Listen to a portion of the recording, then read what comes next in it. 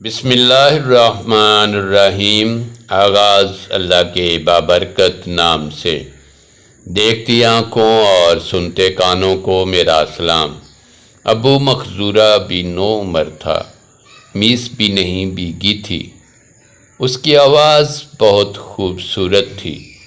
وہ مکہ کا باسی تھا اور مکہ فتح ہو چکا تھا، مگر ابھی وہ اسلام کی نعمت سے محروم تھا۔ مکہ کے دیگر نوجوانوں کی طرح وہ بھی بکریاں چرایا کرتا۔ ایک دن اپنے دوستوں کے ساتھ بکریاں چراتا ہوا ایک وادی سے گزر رہا تھا۔ ادھر اللہ کے رسول صلی اللہ علیہ وسلم بھی کسی جنگ میں شرکت کے لیے وہاں سے گزر رہے تھے۔ ایک وادی میں پڑاؤ ڈالا گیا۔ ظہر کی نماز کا وقت ہوا چاہتا تھا۔ حضرت بلال رضی اللہ عنہ کھڑے ہوئے اور بلند آواز میں اذان دینا شروع کی۔ حضرت بلال رضی اللہ عنہ کی بلند آواز دوسری وادی میں بکریاں چراتے ہوئے ابو مخزورہ نے سن لی۔ اس نے دل لگی کے طور پر اس کی نقل اتارنا شروع کر دی۔ اس کے دوسرے ساتھی خاموش اس کی آواز سن رہے تھے۔ بلال اذان دیتے رہے اور ابو مخزورہ اس کی نقل اتارتے رہے۔ انداز میں تمسخر تھا مگر آواز غضب کی تھی۔ پھر ابو مخزورہ کی قسمت جاگ اٹھی۔ اس کی خوبصورت آواز کو سرور کائنات نے سماعت فرمایا۔ آواز اچھی لگی۔ اذان ختم ہوئی تو حضرت علی اور حضرت زبیر رضی اللہ عنہ کو حکم دیا، اس اذان دینے والے کو لے آئیں۔ وہ پہاڑ کے پیچھے گئے، نوجوان کو پکڑا اور انہیں رسول اللہ صلی اللہ علیہ وسلم کے پاس لے کر آئے۔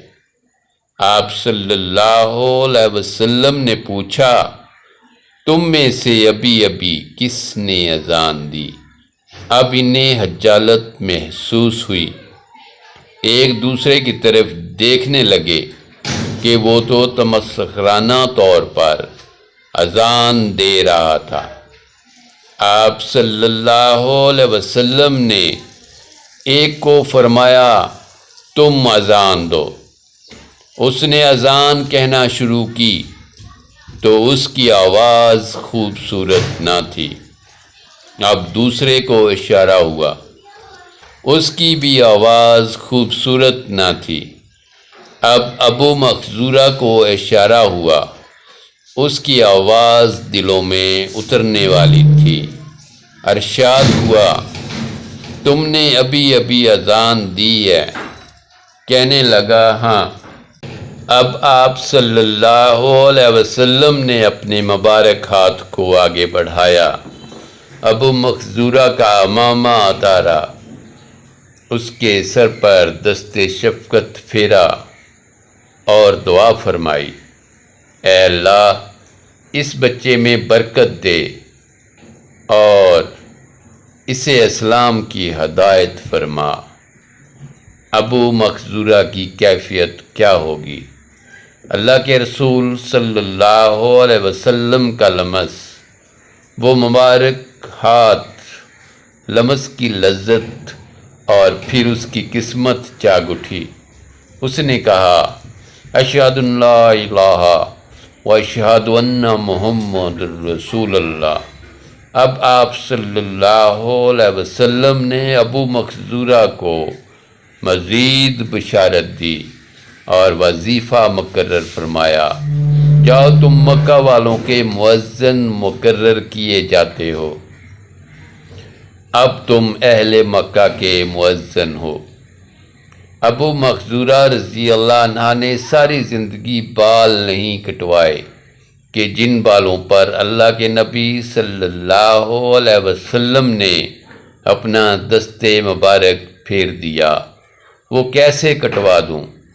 مکہ مکرمہ میں کم و بیش 300 سال تک ان کی اولاد بطور مؤذن اذان دیتی رہی۔